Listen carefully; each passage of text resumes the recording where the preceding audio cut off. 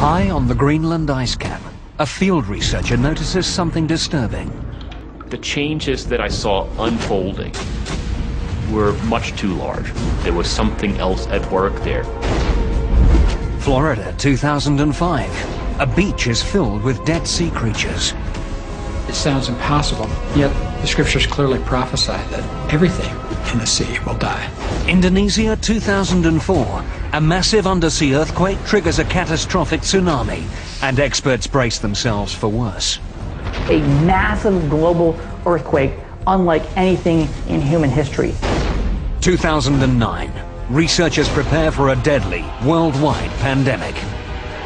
I'm extremely concerned about these things. I'm on the front line.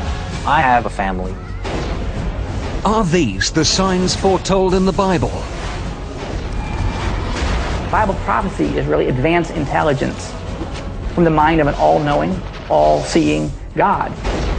Are we approaching our own end? There will be chaos. There will definitely be chaos. Is it possible that we are experiencing the 7 signs of the apocalypse?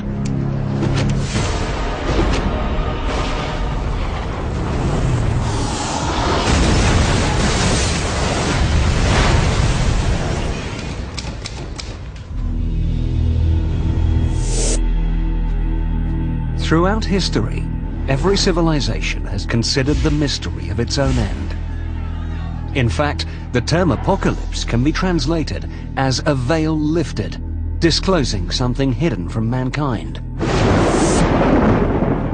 The key to decoding the Christian prophecy of the apocalypse lies in the book of Revelation, the last book of the New Testament.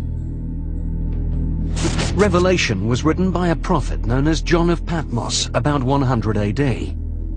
Of all the books in the Bible, it is the most mysterious and controversial. The book of Revelation is meant to paint a picture of the total devastation of the earth in preparation for the day of judgment, God's master plan for the end of the world. And the book of Revelation describes this master plan as being written on a scroll that's sealed with 7 seals. John of Patmos foretold that as each seal on the scroll was broken, there would be a new disaster.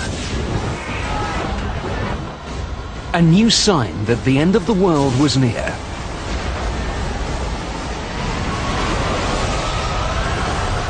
For almost 2 millennia, men have feared these prophecies. Since Christ's death and resurrection, there have been all these false messiahs who've said that the end has come. However, every person knows, whether they're an atheist or a Scientologist or a Hindu or a Christian or a Catholic or a Jew, every person knows that we are on the verge of apocalypse. Could the biblical prophecy of the 7 signs, written nearly 2,000 years ago, now be coming true? And can modern science confirm the emergence of these biblical signs? Scientists agree that the world will end. And scientists agree that many of the features of the end of the world may resemble phenomenon, catastrophes that are described in Revelation. What they disagree about is whether this is the will of God, as prophesied in Revelation, or whether it's just an accident of the natural world. According to the book of Revelation, the warning signs that mark the beginning of the prophecy are clear. The 4 horsemen of the apocalypse. Biblical scholars have decoded their symbolism. A rider on a white horse, on a red horse, on a black horse, and on an ashen horse, all bringing horrible things. If the prophecy has begun, then the terrors these 4 horsemen bring should have already arrived. The 4th horseman, on the pale ashen horse, symbolizes plague. And when he had opened the 4th seal, I beheld a pale horse, and his name that sat on him was Death. The 4th horseman of the apocalypse is a scary prophecy. The pale horse represents global plague. He's the horseman of death. Huge percentages of the population will die. Despite advances in modern medicine, disease is still a global killer. Every year, over 1 million people die from malaria alone. The threat of a worldwide pandemic strikes fear, even amongst medical specialists. I'm extremely concerned. Number one, I'm on the front line. I have a family. I have children who are basically being set up for these illnesses. It's always too late after the fact. And we need to put more work and efforts into trying to find vaccines, trying to find preventative measures for these illnesses before they happen. And plagues are only one sign. The third horseman, the Black Horse, adds another dimension of human destruction. And when he had opened the third seal, I heard the third beast say, "Come and see." And I beheld a black horse, and he that sat on him had a pair of balances in his hand.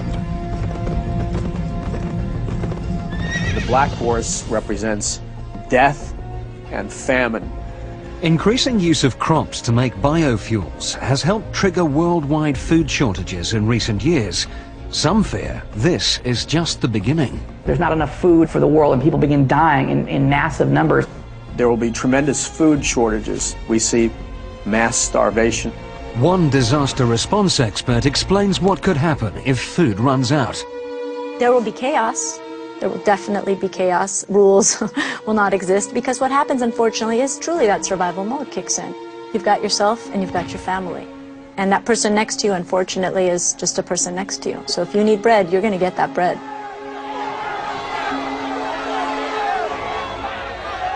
The second horseman brings still greater catastrophe.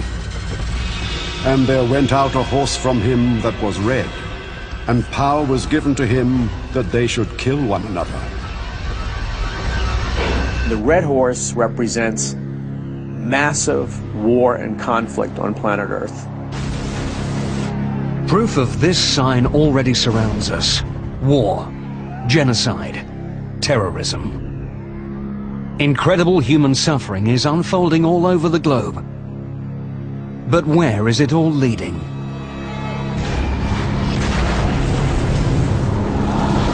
Most scientific and religious experts would agree that the possibility of human annihilation exists. Jerry Jenkins, co-author of the Left Behind novels, explains his beliefs. It seems like with the natural disasters getting worse and worse, and wars and rumors of wars and nations rising against nation happening more frequently and more globally, it seems like we're heading towards something, and it seems like we're heading towards something cataclysmic. Signs of the fourth, third, and second horsemen already surround us. But of all the riders, the first evokes the most terror. And I beheld a white horse, and he that sat on him had a bow, and he went forth conquering and to conquer. After Satan, the first horseman is the most evil figure in the Bible, the Antichrist. There are several common misconceptions about this figure. People naturally assume the Antichrist. They think of horror movies in 666 and some guy with flaming eyes who looks demon-possessed. He's not going to be screaming in stadiums with a swastika.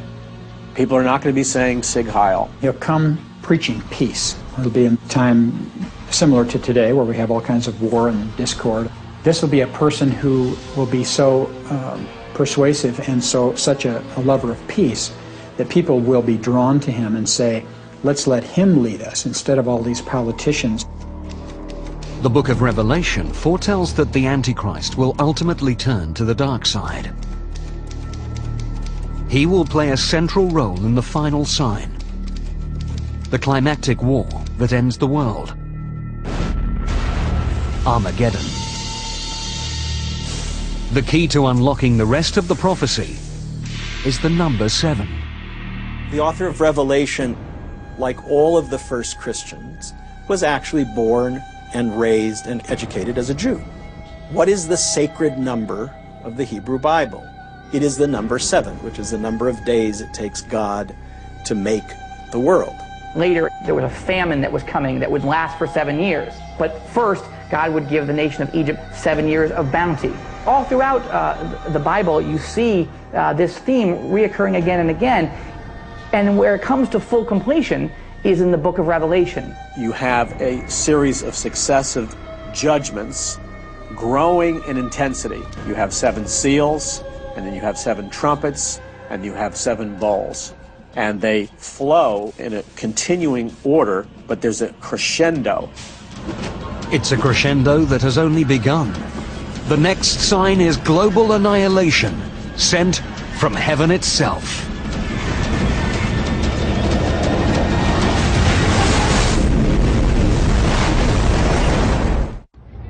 The 7 signs of the book of Revelation foretell far more than 7 disasters befalling mankind. The intricate prophecy describes 7 disasters within 7 signs, within 7 more signs. One particular global nightmare would truly come from the heavens. And the stars of heaven fell to the earth, and the heaven departed, and the kings of the earth hid themselves in the dens and the rocks of the mountains. Objects falling from heaven are mentioned more than once in Revelation. In the book of Revelation, John is seeing what appears to be, in a vision, all these stars falling from heaven. It could very well be the massive meteor shower or massive meteor impact or massive asteroid impact on planet Earth.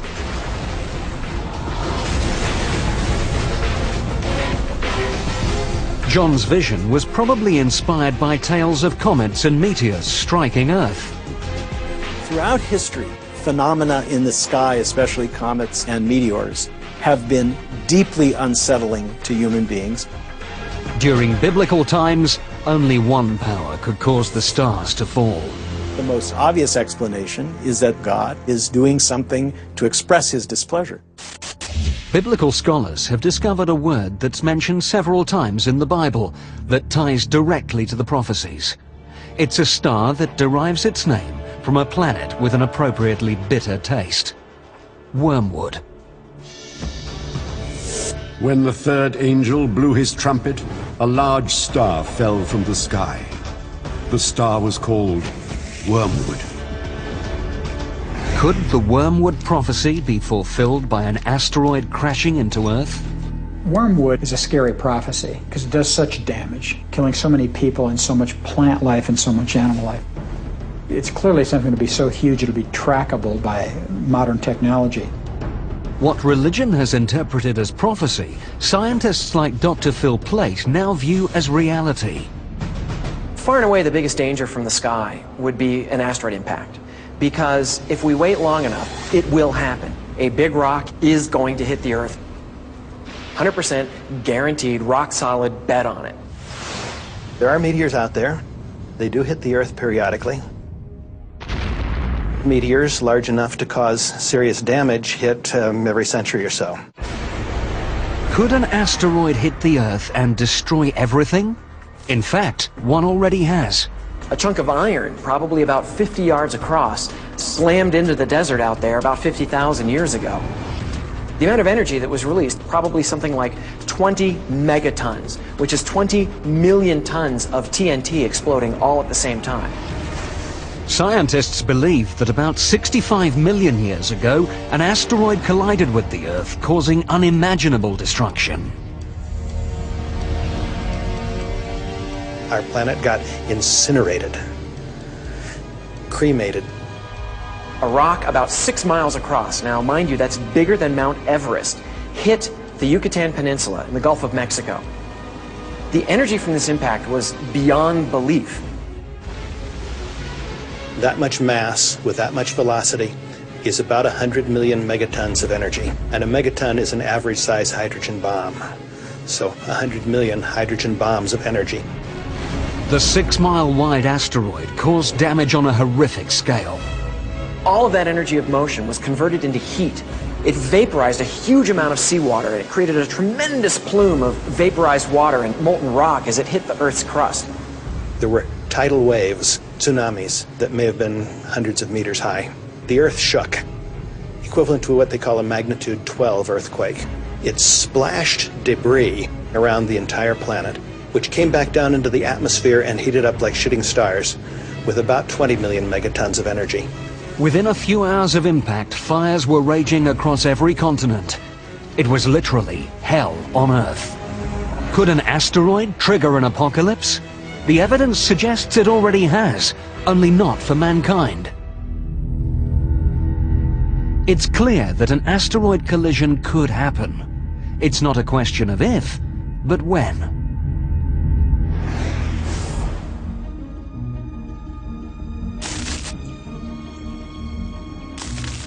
The Arecibo Observatory has been tracking objects in our solar system since 1963. It's still the largest telescope in the world. Unlike optical telescopes, radio telescopes like Arecibo make their observations electronically, in the same way radar works.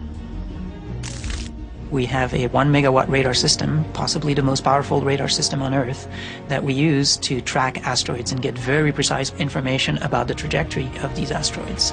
And therefore we can indeed improve our knowledge of the orbit of these objects, and we can tell whether an object poses a danger or not. What they're finding is alarming religious and scientific communities alike. The objects that are dangerous to us are the ones that are big enough to do substantial damage. Those are taken to be the ones that are sort of 500 feet across and larger. Of the 500-foot size, there's 10,000 to 20,000, I'd say. And we know where maybe somewhere between 10 and 30% of those are. By a conservative estimate, there are 7,000 to 14,000 asteroids that could pose a threat to Earth. One as small as 100 yards across could still destroy a city the size of Tokyo.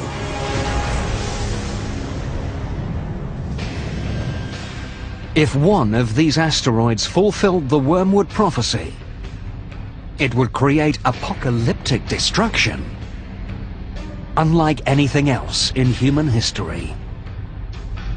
If you have an asteroid that's a couple of 100 yards across, it's the size of an entire football stadium, and it comes in, it'll pass through the Earth's atmosphere and it gets very hot. So if you were standing, say, in New York City and it were going to impact there, you would look up and you would see this huge ball of light going across the sky. You would feel the heat from it. It would be like standing underneath an extra sun. As the Wormwood asteroid came closer, the heat would intensify. It would get hotter and hotter and hotter, and it would be like sticking your head in the oven and turning it on broil. You would actually catch on fire. The buildings would be set on fire. Within seconds, every building in Manhattan would be ablaze. But the fire wouldn't last long.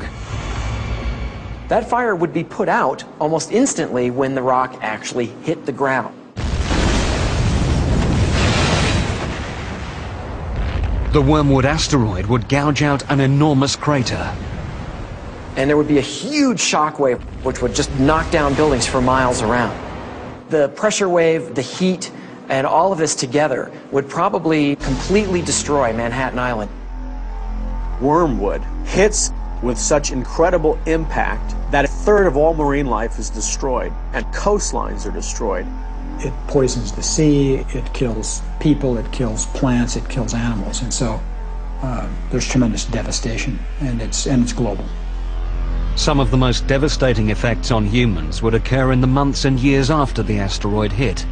It's a phenomenon called impact winter.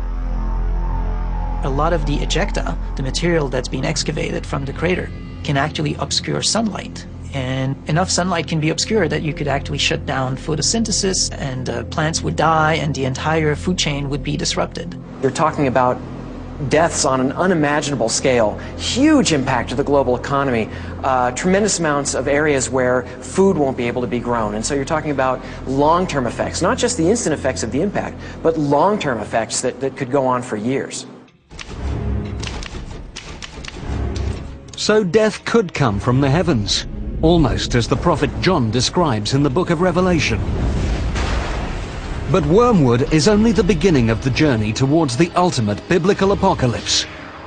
Both believers in the 7 signs and scientists agree that a plague that kills millions may only be a matter of time.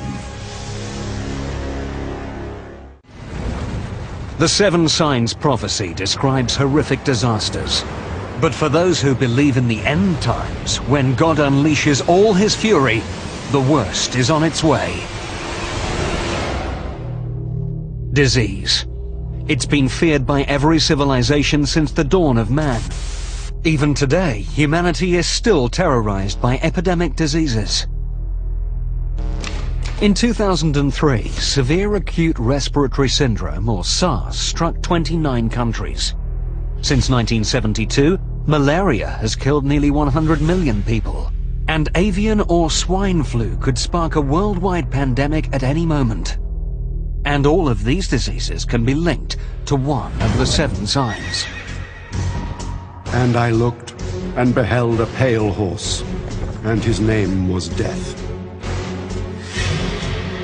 It's one of the most frightening signs in the entire prophecy. Throughout the book of Revelation, there are numerous analogies of what I believe are plagues. The first and foremost being the pale horse. I believe that the pale horse represents the release of diseases and plagues on planet Earth. I see plague as a certainty. It seems like it's just a matter of time before we suffer again. The forces of hell are being unleashed. You have plagues, you have diseases, you have death of almost every type, to the point that the Bible describes 1/4 of the Earth's population perishing. 1/4 of the world's population, well over 1 billion people, dead. It's a difficult number to comprehend. Is there really anything out there that could cause humanity to suffer on this scale? Once again, science can provide some answers. Every 10 years, you're going to get a very bad strain of a virus. Every 100 years, you're going to get a catastrophic pandemic virus. We know this. It's not something that's new. All you have to do is look at your history. Mankind has a long history of plagues and pandemics dating back to the beginning of recorded time. At the end of the 1st century AD, when John of Patmos was writing the book of Revelation, plagues struck areas of modern-day Libya, Egypt, and Syria, very near the island of Patmos itself. It's possible that John had direct knowledge of these outbreaks. But the deadliest plague of all occurred during the Middle Ages, the Black Death. The bubonic plague devastated Europe in the 1340s, killing between 25 and 50 million people. The disease caused painful swollen lymph glands called buboes, which gave the plague its name. By the year 1400, it's thought that the death toll may have reached 100 million worldwide, reducing the population of Europe by as much as 50%. In the Middle Ages, many looked for answers in the Bible and believed the plague was the punishment of a wrathful God. The Black Death was invested with spiritual meanings at the time that Europeans were afflicted by this plague. It was the classic form of punishment that God brings down on earth, not only in Revelation, but even in the account of the 10 plagues in Egypt during the Exodus. So the use of plague as evidence of God's displeasure is an old tradition and can be found very prominently in the book of Revelation. As the population gained immunity, the bubonic plague subsided. But fear of another deadly plague lingered for centuries. The worst pandemic in modern times began in 1918, just as the First World War was ending. Dubbed the Spanish flu, it was a deadly influenza that swept the world, killing tens of millions of people. The Spanish flu was more lethal than the Great War.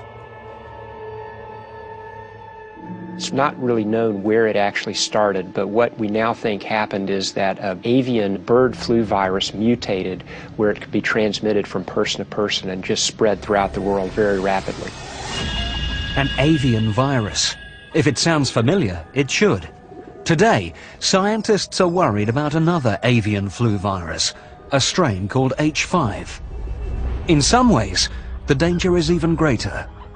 If that virus mutates and now can actually infect humans and be transmitted from human to human, that's a grand disaster. We're talking 50, 100, 150 million people can die from this. Just as during the 1918 pandemic, a mutated H5 flu virus would be rapidly spread between humans. But today, we live in a much more connected world. Infection could get out of control extremely quickly. We have created the highway for these bugs to go all over the world on a day-to-day basis. A person gets on a plane who is incubating a pandemic influenza. It has a 2-day incubation period. They arrive somewhere else in the world that doesn't suspect that a pandemic has started, and transmission could be going on for a while before it's detected. And this could be happening in multiple areas of the world. Just the amount of people coming through LAX, how quickly can one person infect everybody else on that plane, and then all of us around them walk through the gates of LAX, and everybody who comes into contact with us is then exposed. Then I go home and my family and my daily life. Once that happens, we have no immunity. We have nothing. The symptoms of H5 start mildly, so that an infected person might not be aware of the risk. The first symptoms of a pandemic virus would probably be similar to regular influenza: fever, cough, muscle aches. You would have maybe a runny nose, some teary eyes, a sore throat. But the illness progresses rapidly. Your muscles hurt, your throat is sore, you start coughing, next thing you know you have trouble breathing. There would be rapid progression, shortness of breath, cardiac arrest, renal failure. It's about 4 days from when symptoms develop to when you get in a hospital, and it's about 9 days to when you die. As dire as these predictions appear, bird flu may not be our greatest danger. The most threatening plague may have more sinister origins. The pale horse, I believe, represents death, but I believe it represents a specific kind of death, and I believe it represents the death that would come from biological warfare, either through an act of terrorism, through a security breach, through military conflict. A vial cracks, a truck crashes, it goes into the food supply. Numerous biologically designed plagues are released on planet Earth. There's no remedy for them. They spread like wildfire. Millions of people are going to die. What if we had something that couldn't be contained? It would take 1, 2, 3 hosts to infect an entire population easily. Easily. As an expert on weapons of mass destruction, John Barton understands the threat today's bioengineered viruses pose. With the way bioengineering is adapting right now, I think that is our largest threat. Biological weapons systems are only limited by their delivery measure. It's pretty easy to actually do a bioterrorist attack. Most of these are invisible, they're odorless, they're tasteless, and we don't even know how to respond to bioterrorism. We usually don't have antivirals or treatment ready to go because a lot of times we don't even know what it is. It takes a while until we figure out what it is that we're actually working with, the agent. Let's say you have a terrorist cell. You have an engineered virus that just has to get airborne. A biological released into the air on another human being in a high-density populated area like Los Angeles or New York, you're going to infect everybody. I mean, you're going to achieve your end. With the amount of travel that Americans do, with the amount of border crossing that the Europeans do, we can easily perpetuate a strain globally within weeks. Such a virus would be catastrophic. Around the world, overflowing hospitals would become disaster zones. We don't have the resources currently, or the facilities currently, to handle what might be the influx of sick patients into hospitals, ERs, communities. Every ER is full. Every hospital bed is full. Every nurse is maxed to their limits. Every doctor, ER physician is maxed to their limits. If that's the case, how are you going to take 10 more patients, 20 more patients, 50 more patients? We're not. It's not going to happen. There's no way the system can withstand that. Still worse, the virus could quickly mutate, becoming resistant to all drugs. Viruses mutate a lot quicker than bacteria. It just takes that one virus to actually mutate and form that right combination that nobody would survive. If a virus is mutating so much and it's bouncing from host to host to host and creating different strains within each host, it becomes almost incompatible. So no matter how big our military is, no matter how much we try to contain, no matter how much we try to shut down our airports to keep this spread from happening, it is very unlikely that we could. Apocalyptic extremes emerge. Quarantine, mass panic, and finally, the breakdown of society. If the illness or mutation is severe enough, the number of casualty will be too much to handle. We wouldn't know where to put the bodies. There would be bodies not being collected, power outages, medical services being overwhelmed. When we're talking about the right mutation, the number of dead would be so great that we would have dead people on the streets. You have mass death and no antibiotic to cure it because they were laboratory designed, genetically engineered plagues. And I think that's what the book of Revelation refers to. I don't think God is sending down sickness on planet Earth. I think it's more of a matter of he's saying, okay, you wanted to design diseases, I'll let you do that. But then you're going to have to deal with the consequences. Biblical prophecy of a worldwide plague that would kill half the population is on a whole different scale again. And if it comes from heaven or if it's allowed by God, it's going to be horrible. And both science and religion agree. It may only be a matter of time.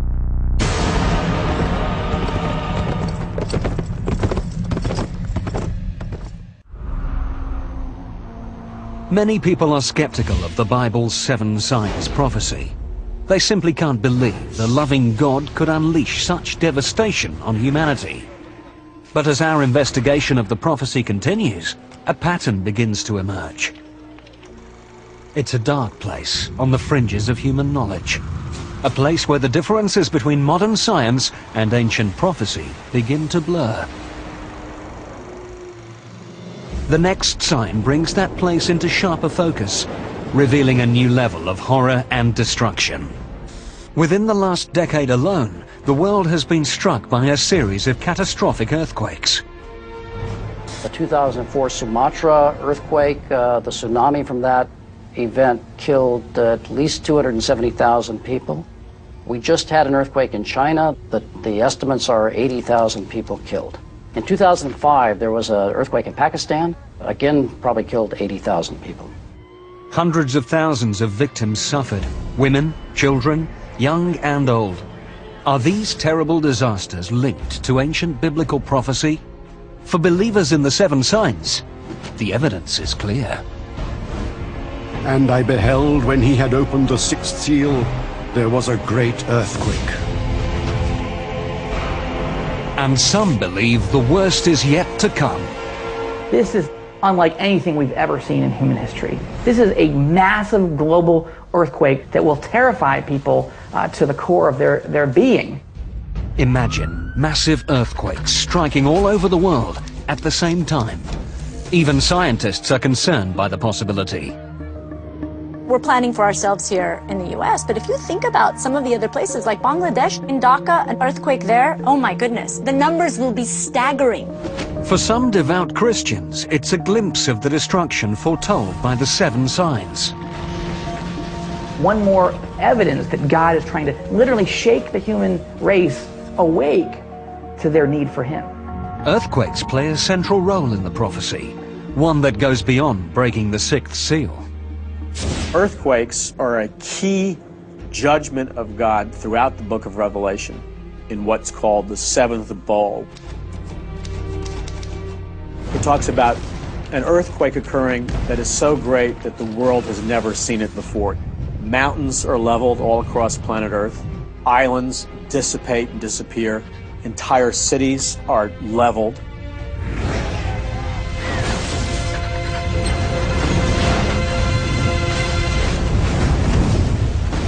For believers, a quake this huge and destructive must be an act of God.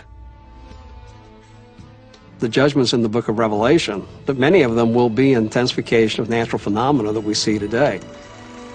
I'm not sure you can take a look at the natural world today and say, well, that's what it is and that's what it's going to be. It is literally a supernatural event. Scientists are attempting to understand and anticipate major earthquakes. One of the leading experts is Thomas Jordan, director of the South California Earthquake Center. Earthquakes are among the largest killers of human beings in terms of natural disasters. We know of at least 21 earthquakes that have killed more than 50,000 people in recorded history. Earthquakes strike along fault lines, places where the gigantic plates that make up the Earth's crust collide. With each plate weighing trillions of tons, the amount of energy released by a major quake is enormous. The island of Patmos, where the Book of Revelation was written, lies in an area noted for its violent seismic activity. It's likely that John of Patmos experienced the terror of earthquakes firsthand. The same is true for his earliest readers, the Christians living in the eastern part of the Roman Empire. To them, the cause of earthquakes was clear. They were the judgment of a wrathful God. We know when you get to the very end of the bowl judgments with the great earthquake, that there's great fear and an understanding that they're facing the wrath of God. God is unhappy. Today, experts are trying to gain scientific insight into these calamities. In California, geologists have drilled deep into one of the world's most dangerous earthquake fault lines, the San Andreas, to place sensitive instruments. At this point, the earthquake science community is faced with a situation in which we don't really have the ability to predict earthquakes. This is the first time anyone has drilled into an active plate fault. By setting up a monitoring station directly in the fault zone, seismologists hope to determine whether earthquake prediction is possible. Yet, to scientists, one thing is very clear. We know those events are going to happen. It's just a matter of when. True believers in the seven signs see a far more powerful force being unleashed. I'm not sure if those scientific explanations are necessary. If God just decides to cause an earthquake, he can just make that happen. We now know what causes earthquakes, and we know that they will continue to occur.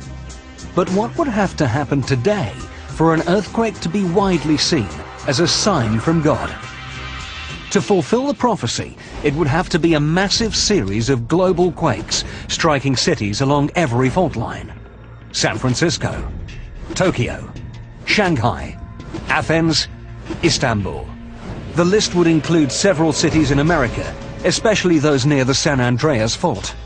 It runs from the southern end of the state all the way through the urbanized regions of Los Angeles and up through San Francisco into Northern California. Alina Dorian has spent much of her career planning for such a disaster. The worst time for an earthquake to hit would be when you have the most population out in places where it's the highest risk, which means in high-rise buildings, roadways, having the kids in school so they're all separated from their families. It would be a tremendously violent event. The ground could move by 10, 20 feet. It would be shaking strong enough that people would be literally thrown to the ground. They couldn't stand.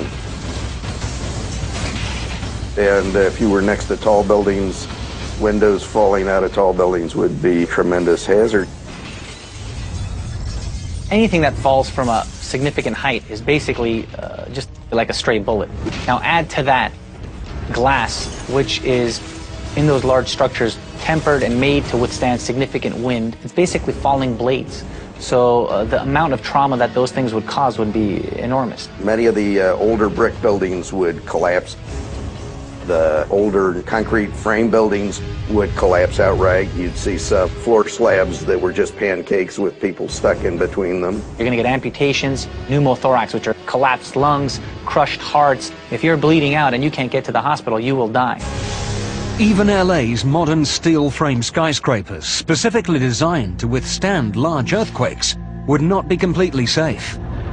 At the very least, the building would begin to sway. For such a large earthquake, we'd anticipate that we'd see collapses of some of those buildings as well. Within a few minutes, the shaking would be over. But for those who survived the initial quake, the horror would be just beginning. Fires caused by broken gas lines and fallen high-voltage wires would spread throughout the city. If you start enough fires simultaneously, you'll overwhelm the resources to put it out, and instead of slowly putting the fire out, the fire will start to grow. And of course, if fires get large enough and they just keep growing, that's what we call a conflagration. With water mains and roadways severed, a post-quake firestorm in LA could last for days, even weeks. Thousands of people trapped in collapsed buildings or too badly injured to move would be incinerated. Eventually, even a fire this big would burn itself out, but the survivors would continue to suffer. It's not just the deaths. Deaths are huge. But then you have 6 months, a year, 2 years of recovery time for everyone else. And not just people that are sick, but people that are displaced, people that don't have homes, they don't have jobs anymore, they don't have possessions, they don't, their families have been ripped apart. Imagine afterwards trying to get your life back together again as an individual, as a system, as a business. I mean, it has huge ramifications. And this is just one city in one country in the world. Imagine the consequences of simultaneous global quakes in developing countries around the world. Those buildings can't survive. Those people have nowhere to go, and they are packed. There's so many people in a little square meter. So it's something that you have to think about. Catastrophe on a biblical scale. Earthquakes are a warning. They have taken place throughout human history, and they are an indication that God is still in control of Earth. The next sign centers on a disaster that's less familiar, but could be even more catastrophic. Death from above, caused by one of the most powerful forces in the universe.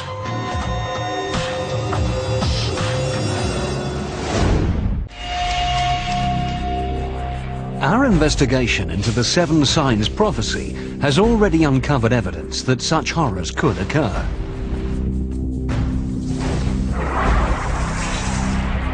To devout believers in the prophecy, the meaning of this evidence is clear. God just sends sign after sign, event after event, trying to wake people up. To these evangelical Christians, it reveals God's master plan for the destruction of the world and the second coming of Jesus Christ.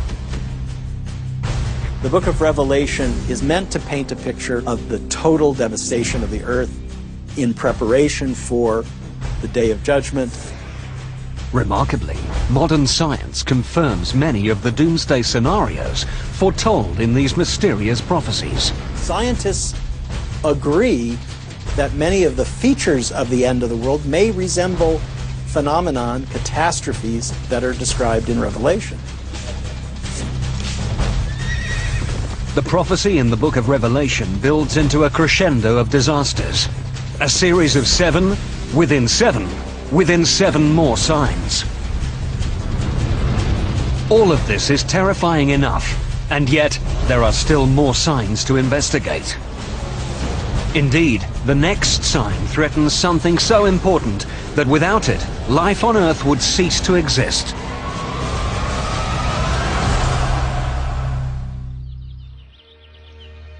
Our sun rises each day, bringing light, warmth, and life. Our world relies on the sun's rays for its very existence.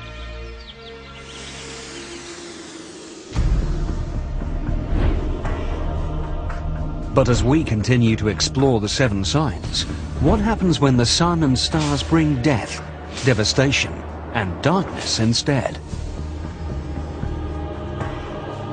Biblical prophecy predicts that when the 4th trumpet sounds, hell will break loose in the heavens.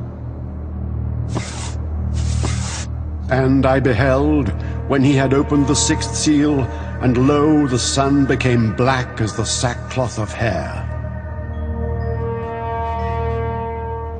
Book of Revelation, Revelation 6, verse 12. The 6th sign, the darkening of the sun. You have the sun turning dark and the moon turning towards blood. It's a transitional period into what would be called the wrath of God or the Great Tribulation. When the prophecies talk about the sun turning dark, I don't think it's going to be anything that's caused by man. I think this is God, in essence, turning the light out. The sun has always been an object of fear and veneration for mankind.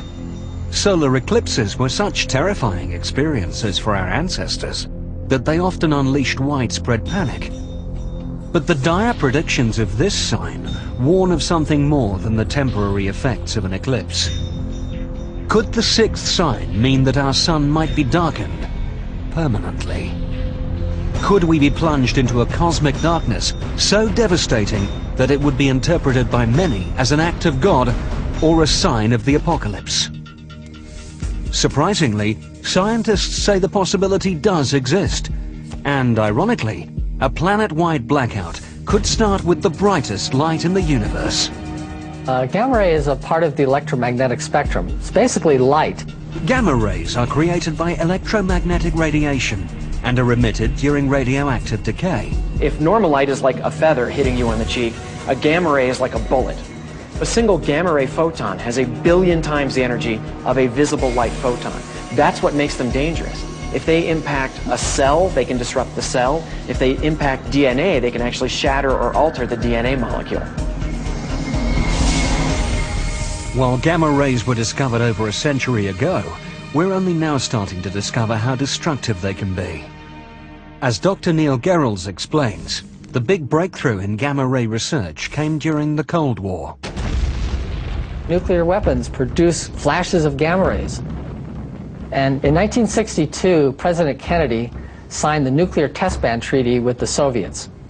And this treaty outlawed testing of nuclear weapons above the Earth's atmosphere. The United States built a series of satellites to monitor this treaty. So these satellites had gamma ray detectors on them. And lo and behold, they actually discovered flashes of gamma rays. But these gamma rays were not coming from Russia. Multiple satellites would see the flash at the same time, and it wasn't coming from the Earth. It was coming from deep space. When scientists finally discovered the source of these rays, they discovered one of the largest explosions in the universe. A gamma ray burst. Gamma ray bursts are second really only to the Big Bang as far as energy output. As far as we know, there are no bigger explosions in the universe. It's caused by a supernova, a very massive star that explodes. The inner part of the star collapses down and it forms a black hole right at the center. And what happens is it focuses twin beams of energy that shoot out in opposite directions from the black hole itself. They're like cosmic blowtorches, death rays. These things scream out at the speed of light, and the energy that is packed into these beams is staggering. It's unimaginable. In roughly 10 seconds, these two tightly focused beams transmit more energy than our sun will emit over its entire 15 billion year lifespan. There are almost 1 million of these going off every day. This is happening all the time. You can talk about asteroid impacts, you can talk about solar flares, you can talk about black holes passing through the solar system. But I think pound for pound, you don't get anything more terrifying than a gamma ray burst. Anything within 1,000 light years lying in the path of gamma ray beams is simply vaporized. Fortunately, there are no stars close enough to vaporize our planet. But the radiation from a gamma ray burst several thousand light years away could still devastate the Earth. In fact, there's evidence that our planet may have already been hit. Several 100 million years ago, back when the trilobites were the kings of the Earth, these little crab-like guys that were swimming around in the ocean, it's possible that a gamma ray burst actually went off close enough to the Earth to wipe out these trilobites and a lot of life on the Earth. This was one of the biggest mass extinctions. It was even bigger than the one that wiped out the dinosaurs. A gamma ray burst could clearly pose a danger to life on our planet. But according to the prophecy, the sun and moon will be darkened. How could this blinding flash of light send our world into darkness? The answer lies 8,000 light years away. The star is called WR104. It's a funny name, but that's what we call it. And it's close enough to hurt us, and it may be aimed at us. It's reaching the end of its lifetime, and it could, any year, blow up. So what would happen if this distant star exploded? You would have literally no warning, because gamma rays themselves are light. And so they're traveling at the speed of light, and since nothing can travel faster, as soon as they hit the Earth, that's it. That's our warning. So basically, we would see it, and that would be it. Although it's 8,000 light years away, WR104 could trigger a devastating change in our skies. A massive blast of light could plunge us into the darkness foretold by the 7 signs. A gamma ray burst alters the Earth's atmospheric chemistry. It can create a layer of what is essentially smog, a thick reddish-brown, dark layer of smog that would block sunlight, and that would actually lower the Earth's temperature. It could cause an ice age. Photosynthesis would be interrupted. Plants across the globe would die. It's also possible that the sudden change would wipe out the critical bottom layer of the food chain. Changing the microscopic life in the ocean changes the very base of the food chain. If you were to kill all of the plankton in the ocean in a very short period of time, life would stop immediately. The whole system collapses. It's a big chain. Everything is linked to each other. The whole thing's going to fall apart. Trapped beneath darkened skies on a frozen, dying planet, the effects of a gamma ray burst would be a nightmare for human beings, like the one foretold in the Bible centuries ago. A prophecy that for some signals the end times. At the end of time, things will be out of order. Things will be turned on their heads. The sun, which is a source of light, turns to black. And the meaning assigned to this upheaval is the imminent working of God's will to bring the world to a final end. I don't think God needs to use anything specifically scientific to make it happen. But he could. I mean, if it's a gamma ray that causes this, he'll use whatever he has at his disposal to make it work. In the vastness of space, there's no way to know if or when this event will unfold. Everything in the universe is a matter of probabilities and chance. If your star and your planet happens to be near another massive star that's blowing up, that's it. The threat is out there. 8,000 light-years away, WR-104 may have already exploded, and its deadly gamma rays could be heading our way. But as frightening as this sign is, the biblical march toward apocalypse is about to get even worse. It's a disaster that conjures up images of hell itself. At Yellowstone National Park, scientists are taking measurements. Something strange is happening. Could this be the site of a future biblical disaster? Could it be part of the 7 signs? And the second angel sounded, and as it were a great mountain was cast into the sea. In the second trumpet judgment, it talks about a great mountain falling into the ocean. That could be an asteroid, but it uses the term mountain, and then it uses the term fire.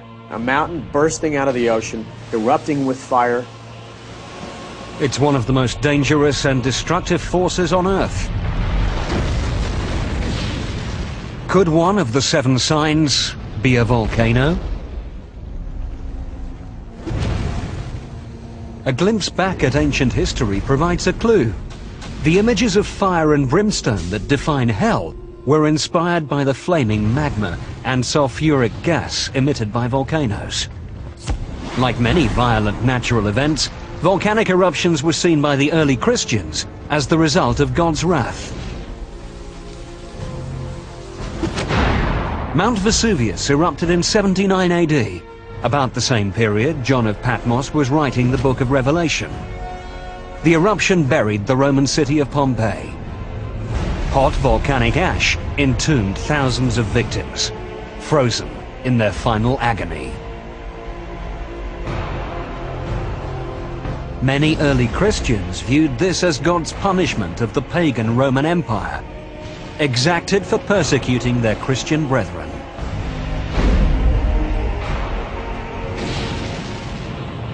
A volcanic eruption is an indication that God is in control of the earth, that he is the one who controls these natural phenomena. We know only too well the power of volcanoes today. Mount St. Helens in 1980, Mount Pinatubo in 1991. These eruptions and countless others have caused humans pain and suffering on an immense scale. But for a volcanic eruption to be recognized today as one of the 7 signs, it would have to be of unprecedented size and destructiveness. The result of this great mountain-like object falling into the ocean is destroying life on planet Earth. Are there any volcanoes large enough to cause such an apocalypse? Scientific research confirms there are. And just as the prophecy describes, they could be hidden in oceans or even right below us. It's a phenomenon called supervolcanoes. A supervolcano is any volcano that emits 100 cubic kilometers or more of ash in a single eruption. That's about 100 to 150 times more ash than Mount St. Helens ejected in 1980. And there are supervolcanoes scattered around the globe. Taupo in New Zealand, a popular fishing resort on the North Island. Santorini in the Aegean. The Campi Flegrei, just west of Naples, where several 100,000 people live.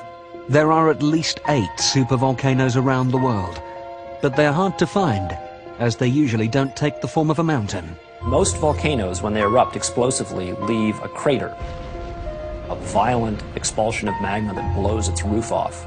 When a very large eruption occurs, it leaves something called a caldera, which is a much more structured, bowl-shaped depression that has relatively steep walls. It's typically tens of kilometers across, and it forms by a settling of the roof rocks down into what used to be the magma chamber. There are several supervolcano calderas within the United States. One of the most beautiful sights in America may also pose the greatest threat of devastation. Yellowstone is a large volcanic crater measuring 35 by 45 miles. It's just shocking to imagine a single eruption that would evacuate so much magma and create a valley where there was nothing.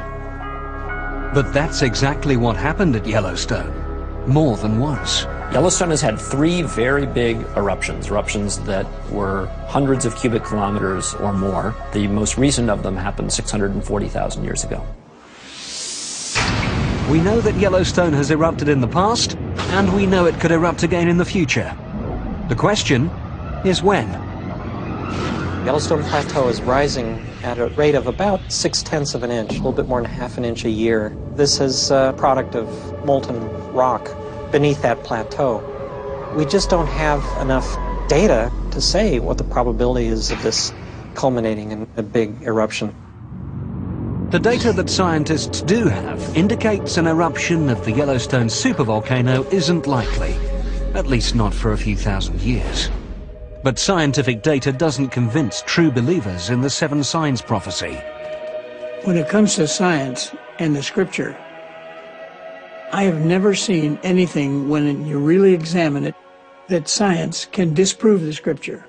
However, believers examining the prophecy and scientists investigating the data agree on one thing. If a supervolcano did erupt, our prospects would be bleak. The first thing that would happen would be a series of minor eruptions. They don't erupt simultaneously around the entire circumference of the caldera. Instead, they punch a single hole through the edge of the caldera, and then they unzip the caldera rim by migrating that eruption center around its circumference. If this happened, the entire floor of the Yellowstone caldera would collapse. A giant column of scalding volcanic gas and ash would blast up to 20 kilometers high into the atmosphere. That cloud collapses in places and produces a ground-hugging mass of hot ash that runs perhaps several hundred miles down river valleys.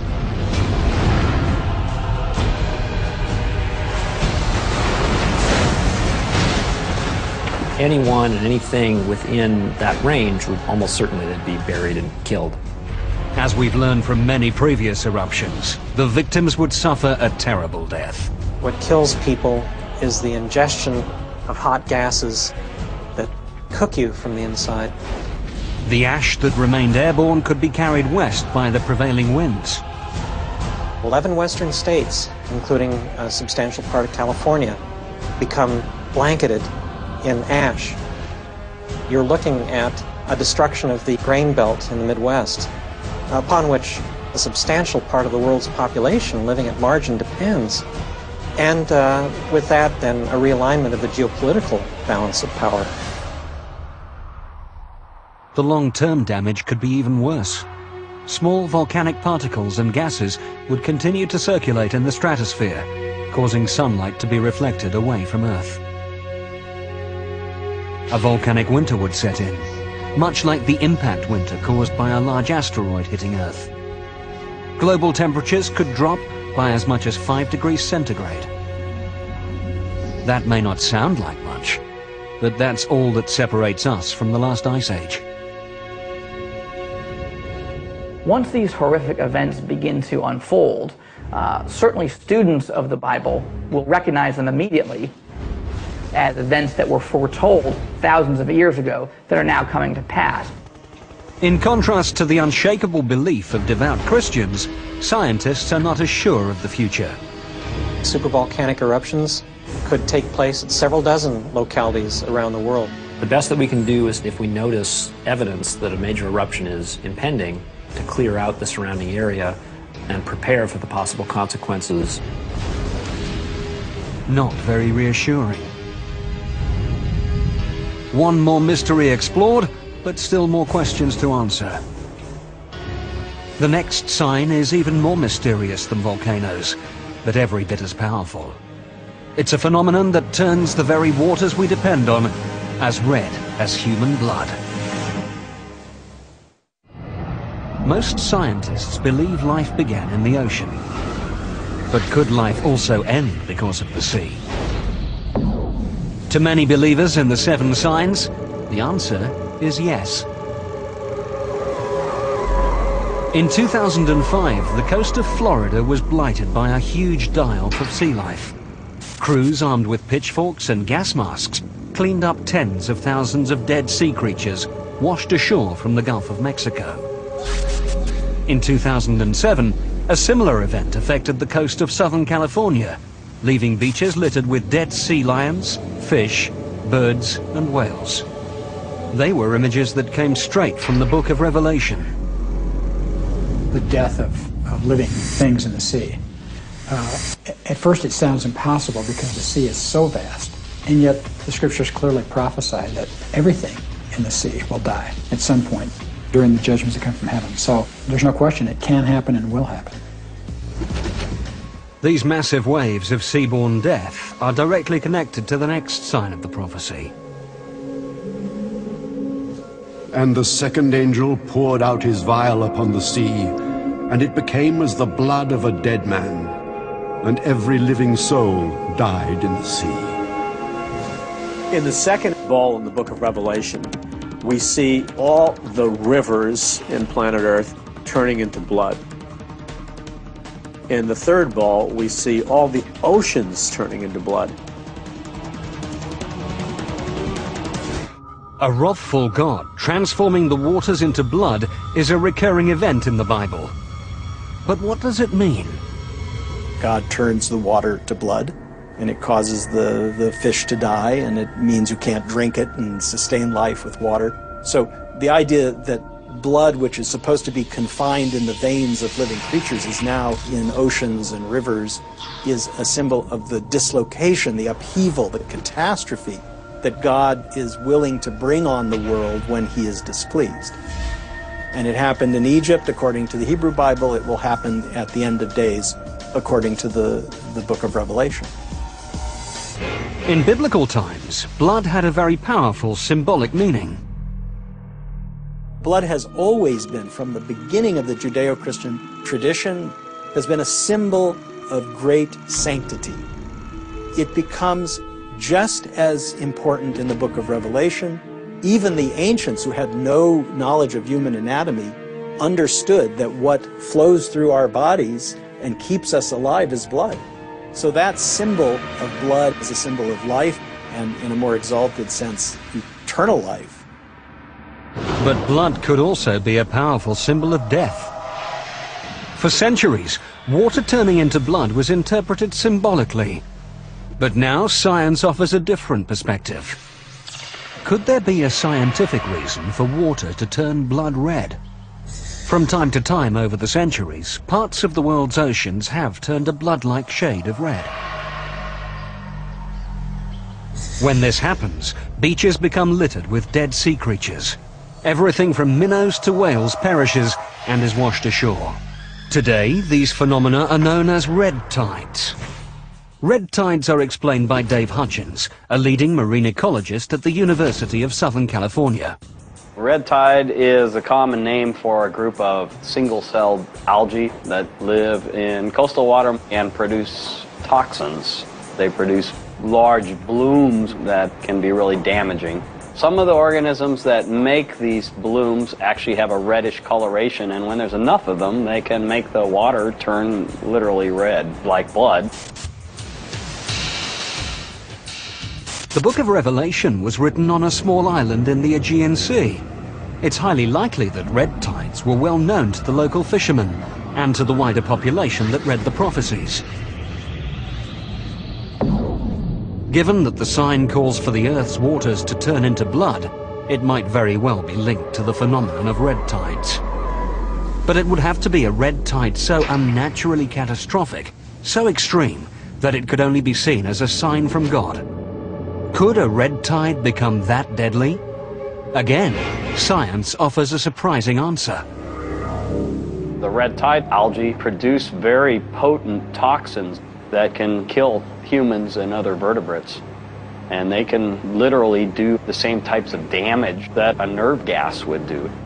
The big culprits are shellfish, filter-feeding shellfish, clams of any variety, and mussels. These are organisms that basically sit there and they pump water through a very, very fine mesh, and they collect algae in their stomachs. Most of the poisonings that come from algal toxins have the name shellfish poisoning in them. So there's amnesic shellfish poisoning, which causes loss of short-term memory. There's paralytic shellfish poisoning, which causes paralysis. There is neurologic shellfish poisoning, which has respiratory effects.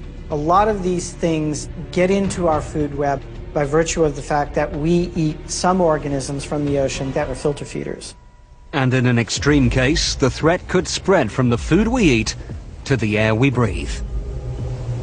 Some types of red tide release the toxins to the water, and they can actually get aerosolized out of the water and into the air where people can breathe them.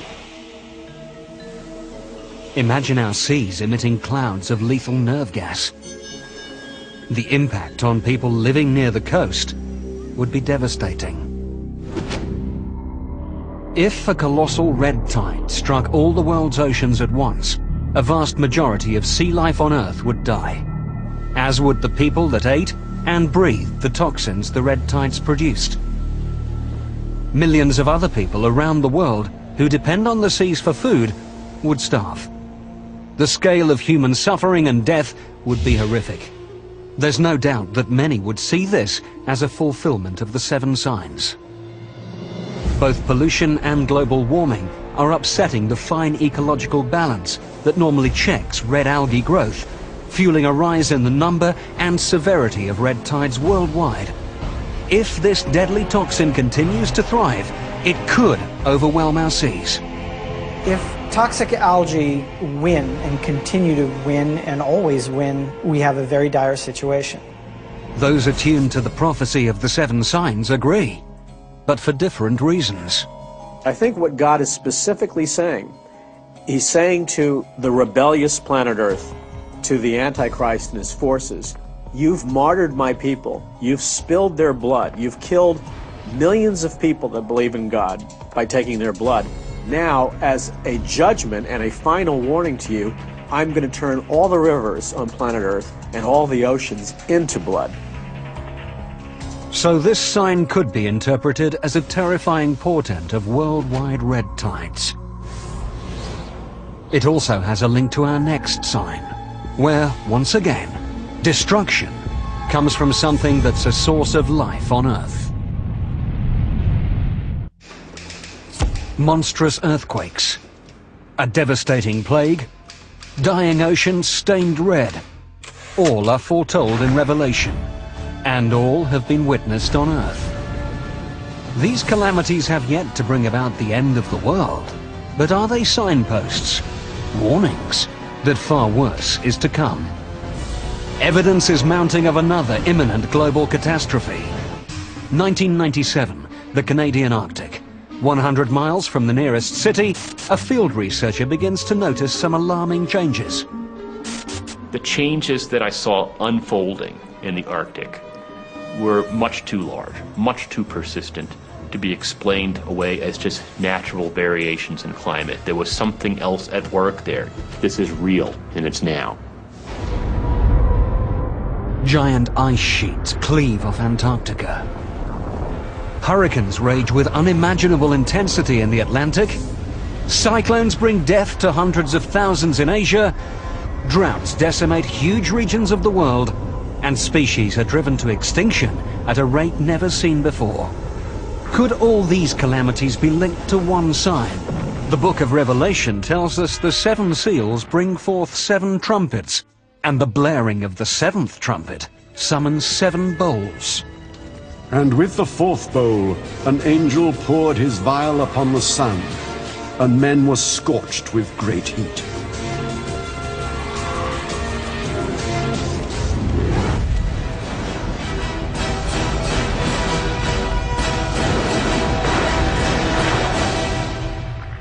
Heat, the sun scorching mankind, is one of the most alarming signs of the prophecy. For the scientific community, there's undeniable evidence that climate change is occurring. The Earth is getting hotter. It's warming up. There are just certain physical principles that are inviolate. The physics behind global climate change are very solid. We increase the concentrations of atmospheric greenhouse gases, the planet warms. You cannot escape the physics. For Mark Cerazi, a research scientist at America's National Snow and Ice Data Center, the causes of climate change are man-made. It became very clear that we were starting to see the effects of global warming associated with rising greenhouse gases. Everything that we're doing in our activities, whether it's building new cities, putting up agricultural lands, whether it's driving vehicles and putting gases into the atmosphere that we know help warm the planet further, we are causing this planet to warm. It's happening much faster than our models were telling us it's going to happen. And that's scary. But for some religious scholars, the evidence of climate change is linked to a larger prophecy, another sign of the impending apocalypse. Men will die from heat, sun radiation and poisoning, crops, water will dry up. There will be such an intensification of the sun's rays that 50% of the Earth's population will die. We're seeing natural disasters unprecedented. When you see on the evening news somebody sitting in the upstairs of their home because the downstairs is flooded out, I mean, it's frightening.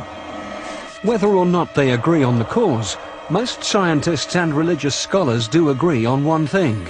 Our planet is heating up, and the effects will be catastrophic.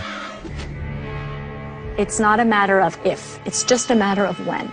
And then it's a matter of how severe is it going to be and what are the impacts going to be.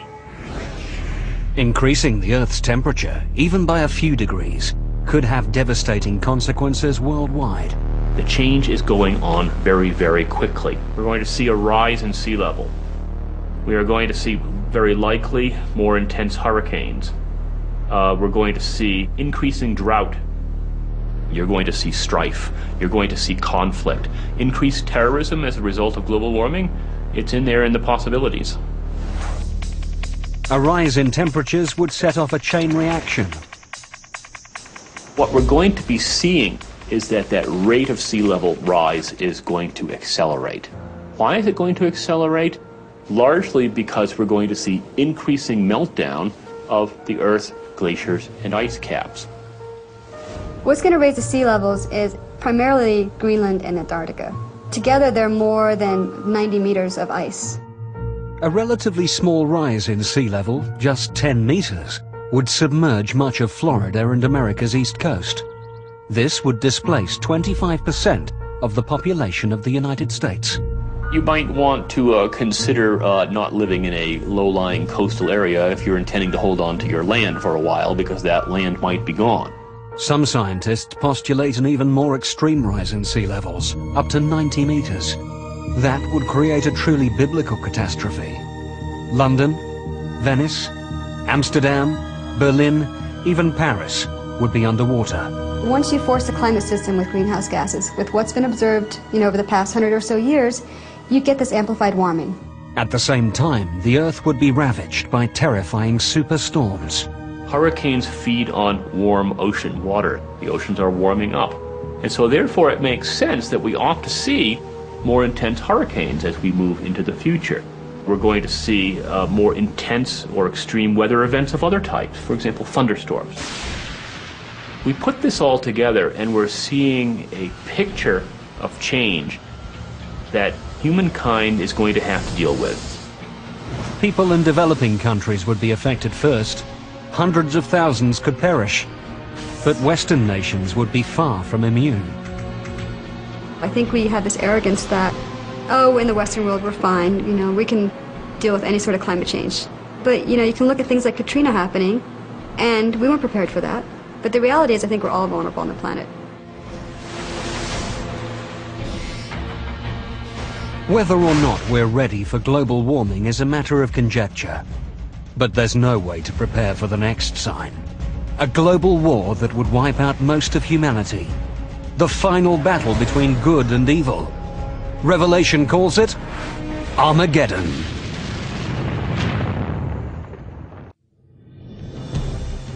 The final mystery of the 7 signs is extremely complex. The book of Revelation is full of dreamlike symbolic imagery and hidden clues. Bible prophecy is really advanced intelligence from the mind of an all-knowing, all-seeing God. Just like intelligence at the CIA, where you have a little piece of information from one source and a little piece from another, and you have to put it together and connect the dots. Bible prophecy is this way also. The 7 signs are made more complex because there are more than 7 disasters contained within them. We've got 3 sets of 7 judgments. 7 seems to be the perfect number. It's referred to the number that relates to God, as opposed to the Antichrist, whose number is 666. There is more than one interpretation of the prophecy, and some religious leaders have abused it, guiding their followers to their deaths. Even biblical scholars are unsure about the exact interpretation of the 7 signs. Whether these things are literal or somewhat symbolic, I think we'll just have to wait and see. We've had plagues, we've had famines previously in human history, so whether these are the exact things that God is bringing about in this age to prepare for this generation, having these judgments, that is just something that we can't speculate on. But one thing that is clear is the climactic judgment in the book of Revelation. The final sign. Armageddon. And I saw the beast, and the kings of the earth, and their armies gathered together to make war against him, and against his army. According to Revelation, the first horseman of the apocalypse reappears, the Antichrist. He has come to confront Jesus himself. It is the final battle between God and Satan. Good versus evil. This war is just horrific in its magnitude. All the nations of the earth will converge at that moment. Armageddon also refers to a specific location.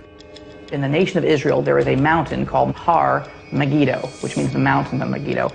And there have been 21 battles for control of that spot. Nations and empires have fought time and time again. The prophecy of Armageddon has left its mark on history. Some of those battles were fought by the Crusaders from the 11th to the 13th century. These Christian warriors believed they were fulfilling the violent prophecy of the 7 signs.